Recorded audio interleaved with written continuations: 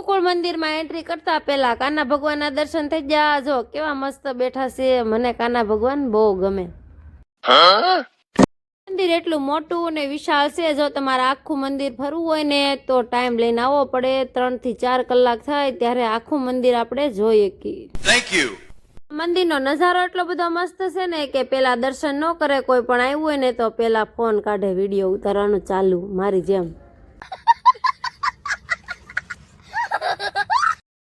જ્યાં આ પાણી જોઈ ને કે મારે દર્શન નથી કરવા, હું તો ઈ કે આ પાણી જોવા જ આવ્યો.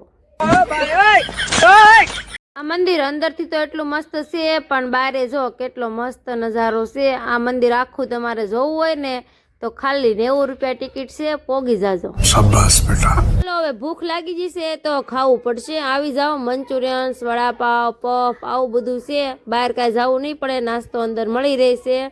હાલો થોડોક નાસ્તો કરી લઈએ.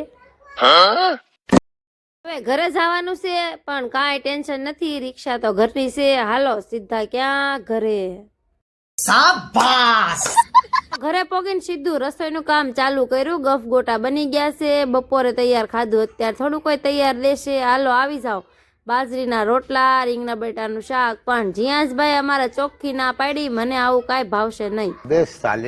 જીયાસભાઈ માટે એના માસીએ પાણીપુરી બનાવવાનું ચાલુ કરી દીધું. જીયાસભાઈ જો પાર્ટી શરૂ. હાલો તમારે કોઈ રીહાણું હોય તો કાંઈ બનાવવું પડે કે નહીં ખાઈ લે. આવી જાઓ સોડા પીવા. મોર વિડીયો જોવા માટે લાઈક શેર સબસ્ક્રાઈબ.